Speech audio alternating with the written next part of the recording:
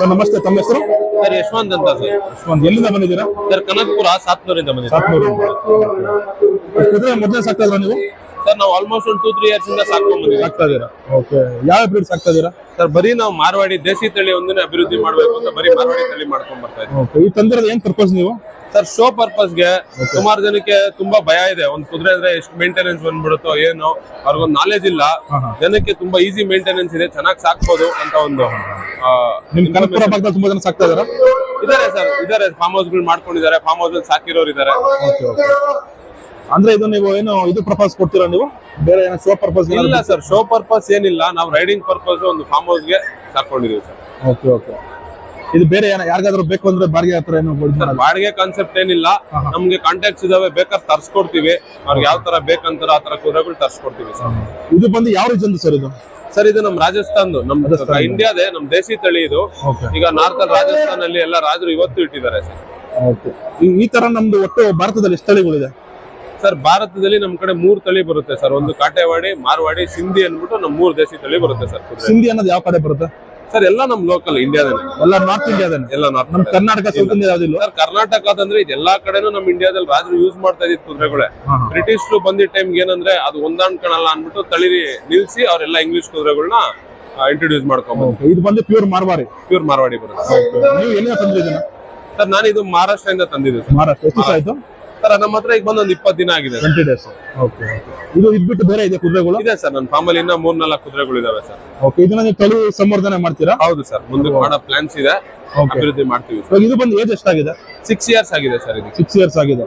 ಅಂದ್ರೆ ಇದು ಮುಂಚೆ ಕ್ರಾಸ್ ಮಾಡಿದ್ದ ಬೇರೆ ಅಲ್ಲಿ ಅವ್ರು ಬ್ರೀಡಿಂಗ್ ಎಲ್ಲ ಮಾಡಿದ್ದಾರೆ. ಈಗ ನಾವಿಲ್ಲಿ ತಂದಾಗಿಂದ ಇನ್ನು ಏನು ಮಾಡಿಲ್ಲ, ಇನ್ನ ಸುಧಾರಿಸ್ಕೊಂತ ಇದ್ದಾನೆ.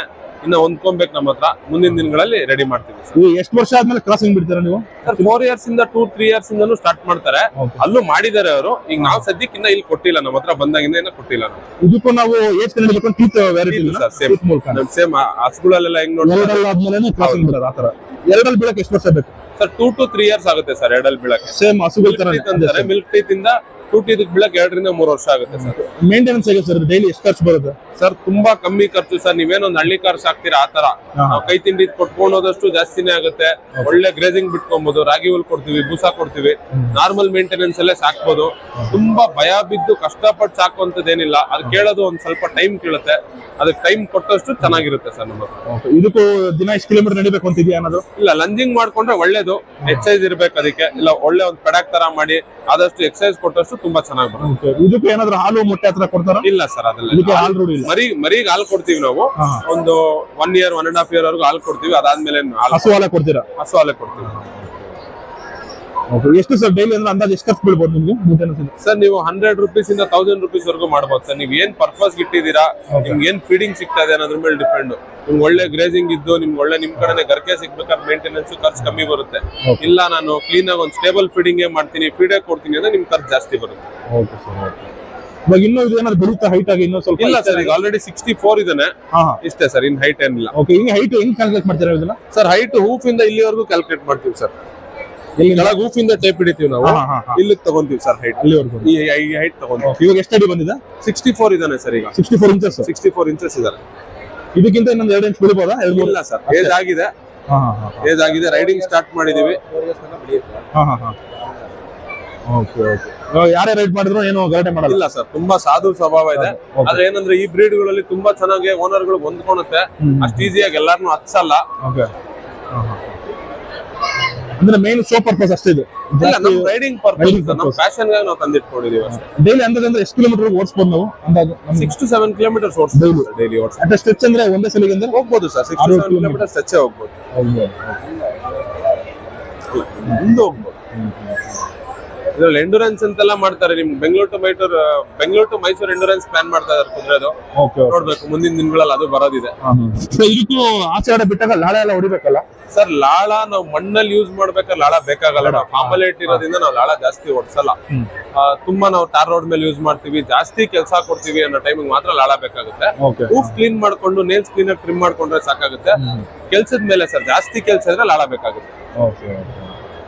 ಸರ್ ಈ ತರ ಎಲ್ಲ ಬೇಕು ಅಂದ್ರೆ ಕುದುರೆಗಳು ನಮ್ಗೆ ಇಲ್ಲಿ ನೀವು ಸೇಲ್ ಮಾಡ್ತೀರಾ ಮುಂದೆ? ತರ್ಸ್ಕೊಡ್ತೀವಿ ಸರ್, ತರ್ಸ್ಕೊಡ್ತೀರಾ? ಬೇಕಂದ್ರೆ ತರ್ಸ್ಕೊಡ್ತೀವಿ. ಈ 4-5 ವರ್ಷದ ಬೇಕು ಅಂದ್ರೆ ಎಷ್ಟು ಅಂದಾಜು ಏನ್ ಬೆಲೆ ಆಗ್ಬೋದು ಸರ್? ನಿಮ್ಗೆ 50,000ದಿಂದನೂ ಕುದುರೆ ಸಿಗುತ್ತೆ ಸರ್. ಏನಂದ್ರೆ ಕುದುರೆಗೆ ಮೇನ್ ಬೆಲೆ ಬರೋದು ಅದ್ರ ಕ್ಯಾರೆಕ್ಟರ್ ಮೇಲೆ ಸರ್. ಕಚ್ಚೋ ಹೋದ್ರೆ ಕುದುರೆಗಳು ಸಿಗ್ತವೆ, ಅದೆಲ್ಲ ನಿಮ್ಗೆ 50-60 ಸಾವಿರಕ್ಕೂ ಸಿಗುತ್ತೆ. ನಿಮ್ ಒಳ್ಳೆ ಗುಡ್ ಕ್ಯಾರೆಕ್ಟರ್ ಏನೇ ಇಲ್ದಿರ ಚೆನ್ನಾಗಿ ರೈಡಿಂಗ್ ಬೇಕಾದ್ರೆ ಒಂದ್ 2.5 3 ಲಕ್ಷ ರೂಪಾಯಿಂದ ಸ್ಟಾರ್ಟ್ ಆಗುತ್ತೆ. 3 ಲಕ್ಷ ಇದ್ರಲ್ಲಿ ಸುಳಿಗಳು ಬರುತ್ತೆ?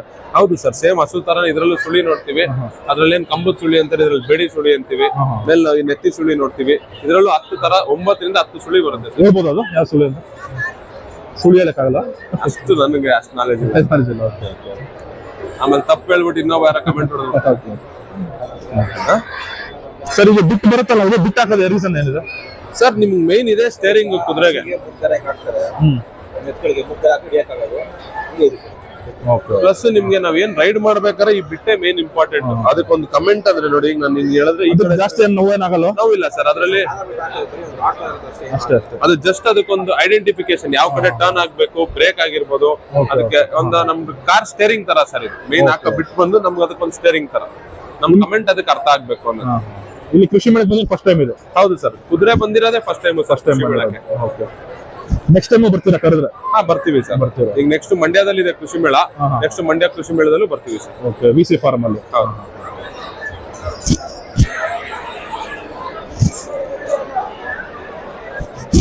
ಹಂಗೆ ಸೈಡ್ ಕರ್ಕೊಂಡು ಬರ್ಬೋದಾ?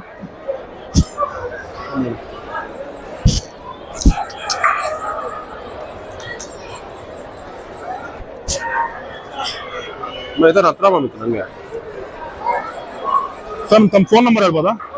ಸರ್ 9738999143. ನಮ್ಮ ಹೆಸರು ಯಶವಂತ್ ಅಂತ. ಯಶವಂತ್ ಅಂತ. ನೀವಿರೋದು? ನಾನು ಬೆಂಗಳೂರಲ್ಲೇ ಇರೋದು. ಕನಕಪುರದಲ್ಲಿ ಫಾರ್ಮ್ ಇದೆ, 10 ಫಾರ್ಮ್ ಹೌಸ್ ಅಂದ್ಬಿಟ್ಟು ನನ್ನ ಇನ್ಸ್ಟಾಗ್ರಾಮ್ ಅಲ್ಲೂ ಪೇಜ್ ಇದೆ. ನೋಡಿ ಸರ್, ಯಾರಿಗೆ ಏನೋ ಡೌಟ್ ಕುದುರೆ ಬಗ್ಗೆ ನೀವೇ ಸ್ವಲ್ಪ ಕಾಲ್ ಮಾಡಿ, ಗೈಡ್ ಮಾಡ್ತೀನಿ. Thank you sir. Thank you sir.